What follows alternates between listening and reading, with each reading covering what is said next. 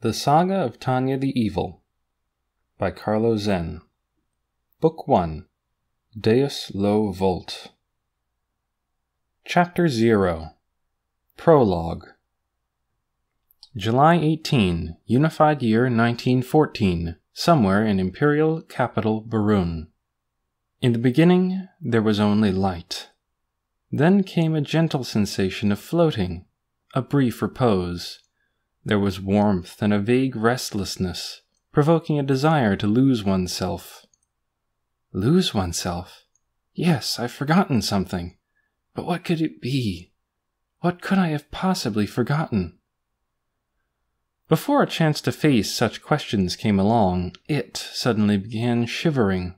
A moment later, its mind registered the cold, a chill that pierced the skin. Such was the nature of a newborn babe's first brush with the crisp, raw air outside the womb. Not that there was time to realize. But the sudden onslaught of alien yet once familiar sensations caused a panic. At the same time, it began writhing in distress, caught up in a violent struggle to breathe. The pain was nearly unbearable as the lungs, the entire body, each and every cell, cried out for oxygen. Unable to remain calm enough for rational thought, all it could do was thrash about. The overwhelmed, unresponsive senses, ravaged by agony, left no option other than flailing in pain. Strangled by these things, it easily lost consciousness. Fully free of the emotions of a human who hadn't wept in ages, the body sobbed instinctively. Awareness faded, and the concept of self grew muddled. Upon awakening, it saw the ashen sky. The world was blurry, or perhaps that was due to hazy vision. Everything seemed distorted, as if seen through glasses with the wrong prescription. Despite having been out of touch with human emotions for so long, even it was unsettled by such clouded eyesight. It was impossible to discern even rough shapes. After nearly 3 years of objective time, having finally begun to regain a sense of self, it was struck with utter confusion. What is this? What happened to me? This vessel couldn't maintain awareness for very long, and the memory of being placed in it had yet to surface. So when its fading consciousness just barely registered an infant's wails, it found the cries shameful, yet failed to understand why. Perhaps mature adults didn't cry, but babies certainly did.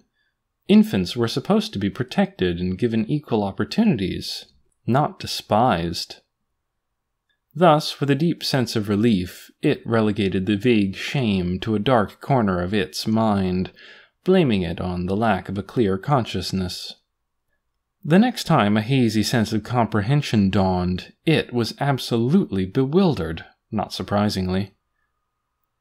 If memory served correctly, it should have been on a Yamanote train platform.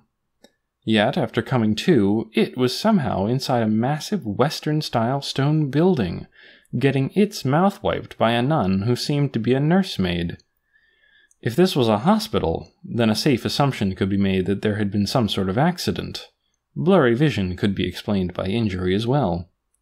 Yet, now that its eyes could clearly see in the poor lighting, it could make out nuns in old-fashioned dress, and the inadequate illumination apparently came from anachronistic gas lamps, unless things were not what they seemed.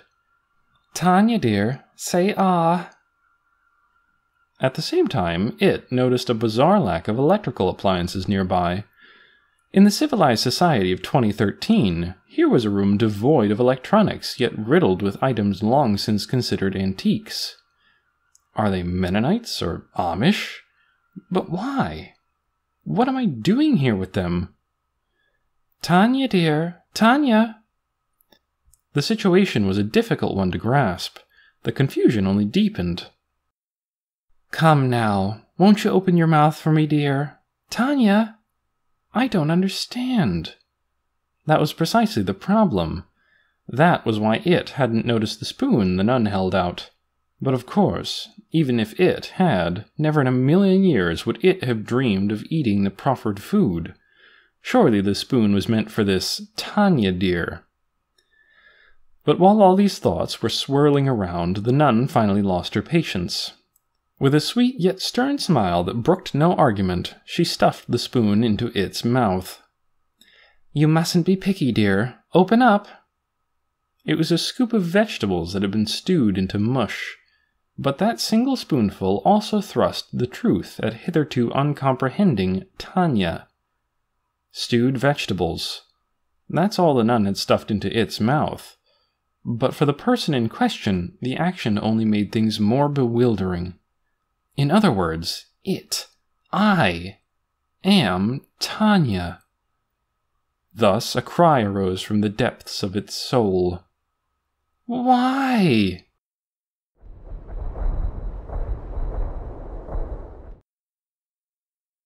August 14, AD 1971, United States of America. On August 14, 1971, a team of researchers led by Dr. Philip Zimbardo commenced an experiment under a grant received from the United States Department of the Navy's Research Institute, the Office of Naval Research, ONR. The planned duration was a mere 2 weeks. Its objective was to collect rudimentary data on an issue with Marine Corps prisons that the Navy was also facing. The participants recruited for this experiment were normal college students of sound mind and body. On the second day, however, the team ran into a serious ethical problem. Not only did those who had been assigned to be guards verbally abuse and degrade the ones in the prisoner role, despite the prohibition of such behavior, but also acts of physical violence had become increasingly prevalent. As a result, the team was forced to discontinue the trial only 6 days after it began. This later became known as the Stanford prison experiment. Ironically enough, notwithstanding the pitfalls of the project's dubious morality, the results were replete with implications for the field of psychology. Along with its predecessor, the Milgram experiment, the Stanford prison experiment demonstrated something fundamental about human nature. In an isolated space, individuals would submit to power and authority, while those in dominant positions would wield it without restriction. Analysis of this phenomenon, known as obedience to authority, yielded shocking results. Surprisingly, this deference had nothing to do with a person's rationality, sensibility, or personality, but was instead the product of remarkable de-individuation triggered by the assignment of roles. In other words, the 2 experiments demonstrated that human behavior was dependent on environment. To put it in extreme terms, the results indicated that anyone could have worked as a guard at Auschwitz, regardless of their individual disposition or moral character. In the end, environment played a larger role defining an individual than personal traits. When he learned in university that humans were that sort of creature, it felt right rather than wrong. Surely everyone learns as part of compulsory education in elementary school that all people are born equal. Children are taught that they are all equally unique and irreplaceable, but it isn't hard to find disparities that contradict those familiar maxims. Why is the kid sitting in front taller than me? Why are some of my classmates good at dodgeball and others aren't? Why can't the kid next to me solve such a simple problem? Why can't the kids in the back be quiet when the teacher's talking? But in an elementary school environment, children are expected to be good. They are told that everyone is different, yet special. They are terrified that if they don't follow etiquette, they will be bad. And so the good kids strive to avoid becoming bad. By the time they begin attending cram schools to prepare for entrance exams, the good kids secretly look down on the bad kids and make a point of avoiding them. They will enter a good junior high, followed by a respectable high school, and then a prestigious university. These people are on the fastest track, doing their best within the rules and regulations presented to them. In order to remain good in that environment, students have to do exactly as they are told and always meet everyone's expectations. Just as they are told, they spend day after day hunched over textbooks and reference books, competing with classmates for grades. As they lead such a life, those engaged in the fierce battle of college entrance exams come to view idlers as losers. Within an environment where grades determine everything, it's only natural for high achievers to hold poor students in contempt. On the other hand, the majority of those successful students don't consider themselves especially bright. After all, it has long been the case that whenever a regular student shows even a little pride, the truly gifted in their grade put them in their place. One student might be having a hard time, while the kid next to him is nonchalantly entering the International Physics or International Mathematical Olympiads. It takes more than a little effort to sit shoulder to shoulder in a classroom with geniuses for whom comprehending all the material is a given. Despite the warped perspective, they have a strong enough grasp on reality to diligently pursue their studies. Whether they like it or not, all college-bound students know the truth. If they want an income comparable to what their parents possess, they have to attend a good university and get a decent job at the very least. This group is driven by a strong, youthful desire to succeed. But along with that desire comes the fatal fear of failure. As such, they have no choice but to chain themselves to their desks. After struggling in that harsh world, the best students pass the entrance exams for universities worthy of being called prestigious. Then the game changes. Many are forced to realize that they have entered a world where people are no longer evaluated by grades, but the question, what have you achieved? Those who can adapt to the sudden paradigm shift and new environment do. Obey the rules, search for loopholes, sneer at the guidelines despite being bound by them. In the end, everyone learns that the rules are necessary to make the system run smoothly. Freedom without laws means anarchy. Laws without freedom means tyranny. So as much as they hate restrictions, they fear unlimited freedom. He failed to understand people who came late to class. He couldn't see the value of people who drank themselves into oblivion. He couldn't comprehend the sporty types who droned on about the power of the human spirit. But when he encountered the Chicago School and saw how these works applied rationality to the relationship between rules and freedom, he was ecstatic. Footnote: Chicago School. The Chicago School of Economics is, in brief, a delightful school of economic thought hailing the market mechanism. Some extremists even use economic values to analyze social issues across the board. Drugs, families, education, immigrants, and so on. You can learn more from the slightly dated book, The Economics of Life, From Baseball to Affirmative Action to Immigration, How Real-World Issues Affect Our Everyday Life, or by checking out the latest on this blog, www.becker-posner-blog.com. End note. After all, it meant that he could stay on track as long as he played by the rules. He managed to extrude the appearance of a diligent university student while hiding the fact that he was a nerd. In essence, that's what it meant to be free within the confines of the rules.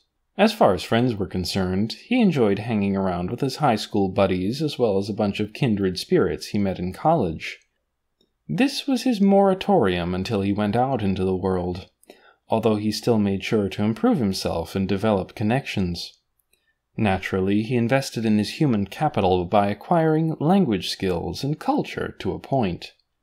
That, plus his educational background, according to the theory of signaling, would project society's ideal of a good college student. Surprisingly, what people like him needed wasn't actually talent. The most important thing was looking good on paper. In other words, recruiters preferred someone who passed the company's exam with flying colors, came from a prestigious school, and was a familiar face to the interviewers.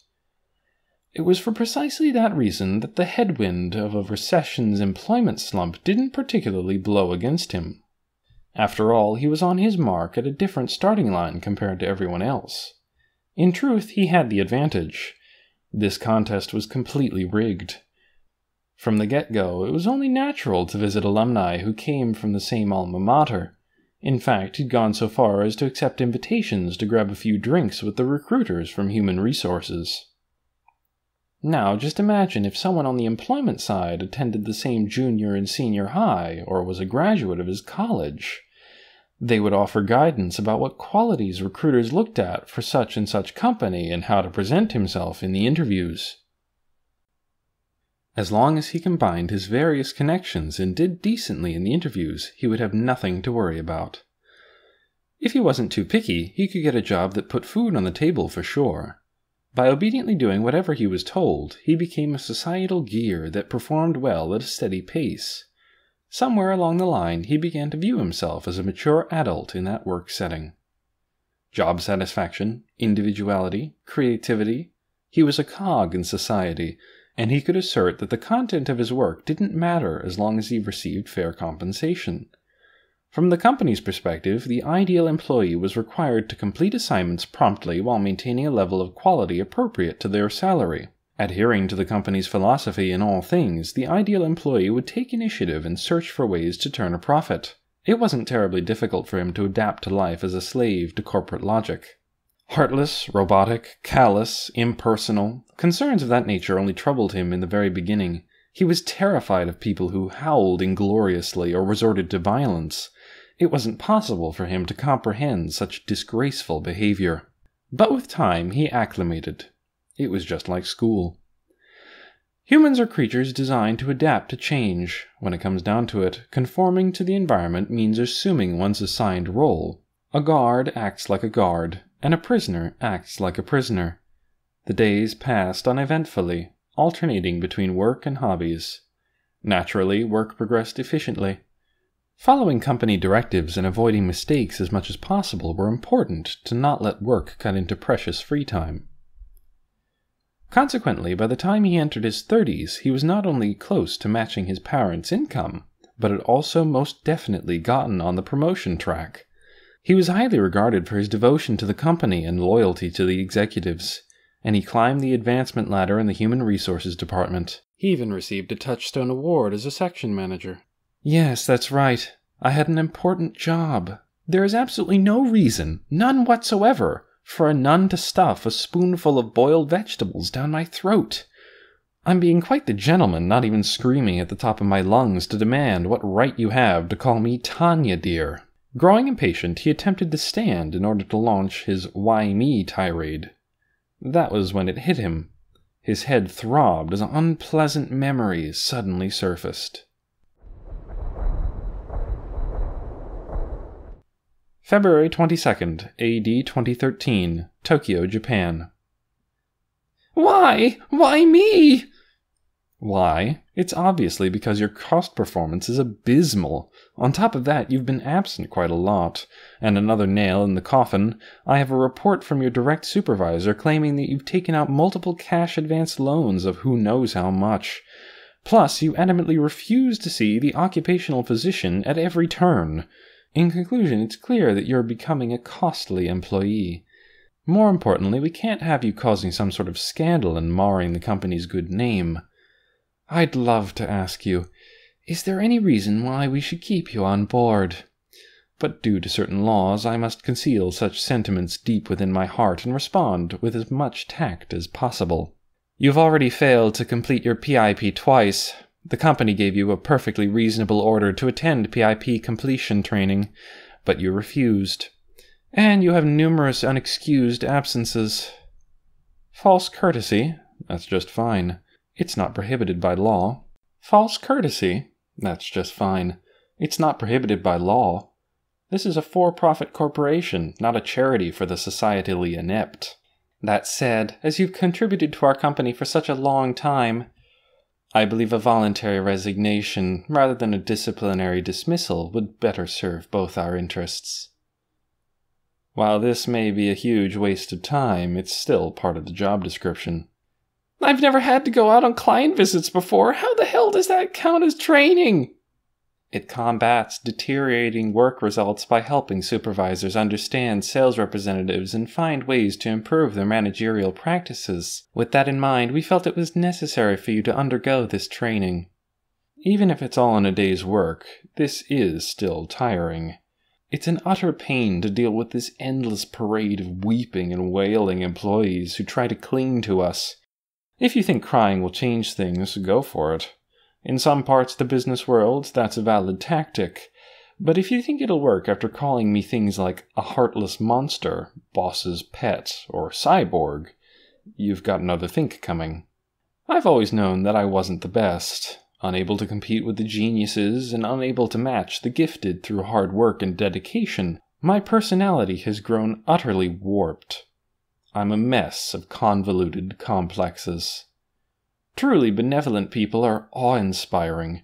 As far as hypocrisy is concerned, I have what society as a whole deems to be a healthy level, but knowing I'm insincere makes me scoff all the more. Despite being self-aware about this, how ghastly I am, I still harbor the arrogant belief that I'm superior to the inept fool wailing before me. At least as far as cost performance is concerned, I've maintained superior results. So, even though restructuring departments assigned for consolidation through layoffs is a pain, I take it seriously. From here, I should shoot straight up the ladder and land in the chair for Director of Human Resources. My life should have been fairly smooth sailing. Should have been. After reflecting to that point, a rather unpleasant event resurfaces. It's said that humans are political animals by nature, but apparently the type of humans who get pink slips are animals who prioritize primal emotions over logic or commonly accepted taboos. When you get down to it, aren't there more people who, unlike the good, academic elite, act out their impulses? The director specifically warned me to watch my back at the station, but I couldn't see what he was getting at. Wham! Something slams into me. I fall from the platform in bizarre slow motion. The moment I see the train, my consciousness cuts off. When I wake up, I encounter an unspeakable injustice. Are you really living creatures of flesh and blood? Sorry, who are you? An elderly man taken straight out of a cookie-cutter novel heaves a heavy sigh as he observes me. It has to be one of 3 possible explanations. I miraculously survived, and a doctor is examining me, but I'm unable to perceive it correctly. In other words, it's possible either my eyes or my brain have suffered serious trauma. I'm dying, and this is either a delusion or a hallucination. Maybe my life is flashing before my eyes. I've woken up in the real world after mistaking a dream for reality. I could still be half asleep. The whole lot of you have the most twisted personalities. What a bunch of nonsense in that head of yours. Did he just read my mind? If he did, that's an extremely indecent and unwelcome violation of my privacy, as well as an intrusion on confidential matters. I certainly did. But it's disgusting, reading the minds of uncompassionate disbelievers. Well, what do you know? I never dreamed the devil was real. You come up with the craziest ideas. Only God or the devil is capable of defying universal laws. If God existed, he wouldn't ignore all the injustice in the world. Thus, this world lacks a God. Therefore, being X before me is the devil. I rest my case. Are you disbelievers trying to work your creator to death?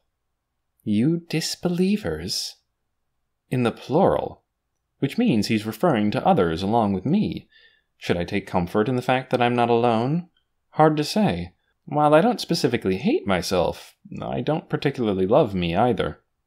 I mean deranged souls like yours. They're everywhere these days. Why aren't you attaining enlightenment as humanity advances? Don't you want deliverance from your earthly bondage? I suspect this is simply the result of that social progress. Rawls' theory of justice is absolutely wonderful, but actually applying it is unrealistic. Note 2. Rawls' theory of justice, a theory that greatly influenced political philosophy. What would happen if we had to create rules to live by starting from scratch, when we don't know our place in society?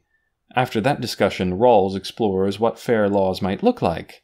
His conclusions are broadly split into 2 principles. The first guarantees individual equality and freedom, while the second permits inequality for the purpose of special consideration and equal opportunity for the weaker members of society. It's important to note that while he considers everyone equal, he takes the stance that the wealthy should pay progressive taxes to care for the weak and provide support for the needy. also known as the liberty principle, the difference principle, and the fair equality of opportunity principle. End note.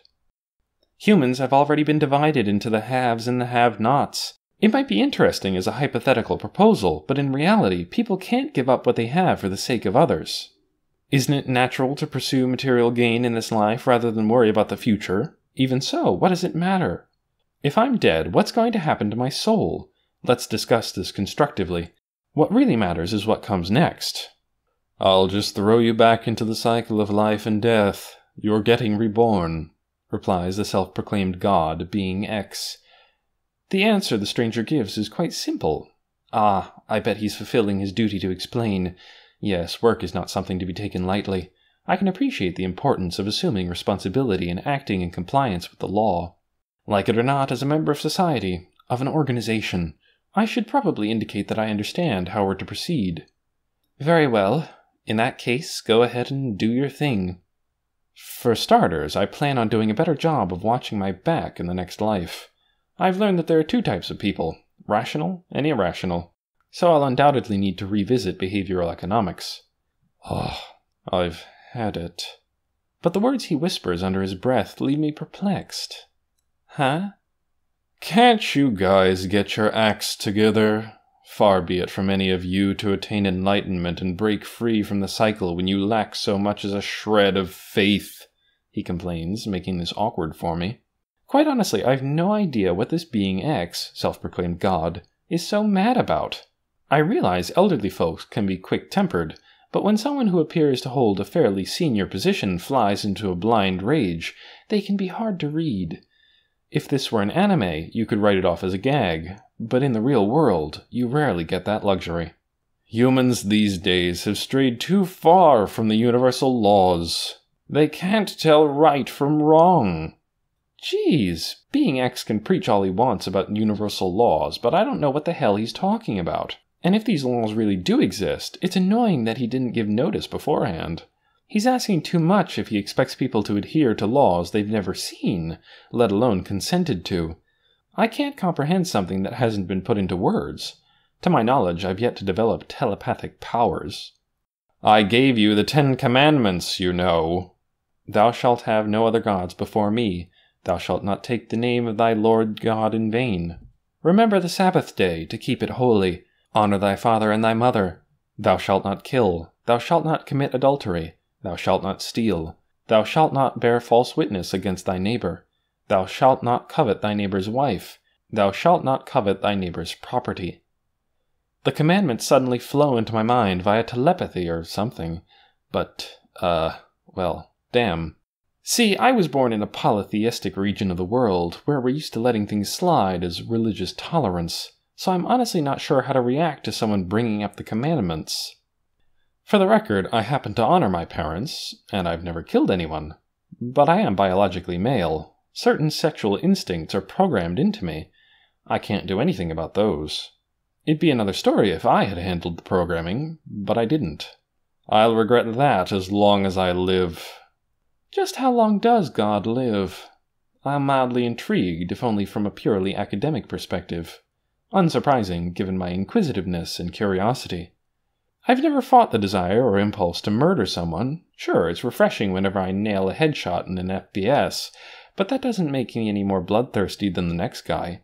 I'm pro-animal rights. I'm pretty sure that at the very least I've taken posters to support a movement trying to decrease the catch-and-kill programs of various shelters. So you didn't dirty your hands, but you still derived pleasure from the act of killing, didn't you? I've never stolen anything, borne false witness against another, or had the joy of winning a married woman's heart. Above all else, I've gone through life as an upright, honest person. I fulfilled my duties at work and adhered to the law, and I can't recall ever actively defying the prescribed conduct for a human being. If I had been sent to war, maybe I would have received a revelation from God while parachuting that I should dedicate my life to farming shrimp.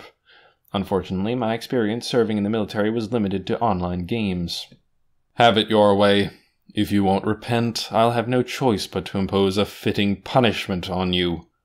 I'd like to think these false accusations can only go so far, and why me? But as a rule of thumb, I know it's never wise to let things pan out on their own. Wait a moment, if you will. Stuff it. I wish you wouldn't lose your temper. If you're claiming to be the supreme being, even if you're not doing a very good job at it, I wish you were a bit more mentally mature. I suppose you could even keep the disguise. This one lawyer acquaintance of mine comes across as two completely different people depending on whether he's in court or online. The man even has a full social life. While I don't expect you to reach his level of perfection, you could try a bit harder. I'm already overworked managing 7 billion souls. The Bible says, be fruitful and multiply and fill the earth. Admittedly, my knowledge of the matter is limited, but I'm fairly certain mankind has been faithfully obeying this doctrine. I can just see Malthus turning in his grave. You might say that mankind has multiplied too much. If you're going to work in administration, I wish you'd keep track of the orders you issue. Hopefully you won't get fired after losing the respect of all your subordinates. At any rate, seeing as how you're the administrator, you should take full responsibility for what you said. All I ever get are you skeptics without a speck of faith. You're putting me in the red. Honestly, isn't that a flaw in the business model? I won't take this from someone who broke his contract. Aren't you guys the ones who wanted to shut an enlightenment in the first place? You can't expect me to know unless you notify me. That's what I really think. It's common sense to send important documents through certified mail, and really, a contract should be handed over in person. It would have been nice if you had left the contract on a permanent medium, too. You bowed before the laws of God, you know. The scientific advances these days are almost magical. Overdeveloped science is practically magic. Hooray for natural science! All is right in the world. In our society of abundance, neither a sense of crisis nor devotion will spread without an impending threat. That's why we desperately cling to things. Unless driven into a corner, people won't cling to religion. So, in other words, it's like that, you know. You say I know, but I'm afraid I won't until you tell me. There's nothing to be done for the increasingly flippant way I am treating being X. But not being able to have a conversation is truly frustrating. What can we do about that? At this point, if there were some sort of interpreter service, I'd hire them without too much concern for the fee. You're driven by lust, you lack faith, and you don't fear your creator. Furthermore, you can't find a moral fiber in your entire body. Objection! I want to shout. I'm not that bad. Based on moral and social norms, I'm not nearly as horrible as you make me out to be. Spare me. You're all the same, or we wouldn't turn around and repeat this song and dance every time one of you is reborn. Like I said before, the real problem here is overpopulation, or at the very least, it has to do with our lengthening lifespans. There's this thing called average life expectancy. Yes, of course, there's also Malthus's An Essay on the Principle of Population. Note 3. An Essay on the Principle of Population. Mr. Thomas Robert Malthus's classic masterpiece on demography. According to his theory, population grows geometrically, but the food supply, resources to sustain life, only grows arithmetically. In other words, it's a brutal and blunt theory stating that mankind will quickly expand until all usable resources are stretched to the limit. Even without God's decree to multiply, our population would always increase to barely sustainable levels. It's a terrifying concept, yet, surprisingly, it cannot be ignored. End note. You haven't read it? The way we multiply like rats, you must have your hands full. It's not as though we're doing anything in particular. I believe a simple analysis will show that your business model is flawed. If the numbers of believers increased along with the population, things would be fine. Yeah, so there's the flaw in your business model. All I can say is that you did a sloppy job psychoanalyzing your consumer base. That's a structural mistake from back in the planning stages. So in your case, you don't believe it's because you were a male, living in a world of science, ignorant of war, and unthreatened? Huh? What? I think I might have screwed up. Okay, let's calm down. Right now, being X is as dangerous as the director of human resources was during that mess when another company poached a bunch of our veteran engineers. I understand the situation, and I've already considered how to deal with it. So, if I remedied that, even the likes of you would awaken to faith. Aren't you jumping to conclusions? why don't you calm down? I'll admit I said that overdeveloped science has clouded faith, but God, please calm down. That's right, relax. If we could feel the grace of the Lord, that would solve everything. Oh, but of course, I understand. I know all too well how graciously you watch over us, as you are guiding me right now. Yes, I fully understand. So would you be so kind as to lower your hand? And I might add, I'm afraid the part about how I'm ignorant of war was a misunderstanding. Groveling won't get you anywhere now. Wait, my lord, please remember that neither magic nor miracles have been proven real in our world. Anyone who claims to have seen a miracle smells fishier than a fish market. Same with your existence. And for another thing, it doesn't matter whether you're male or female. It's obvious that both genders have sexual desire. Enough already. You've made your case. Anyway, I'm going to try this out. Excuse me? I'm going to test this on you. So yeah, that about sums up the memory. I wish I could forget it.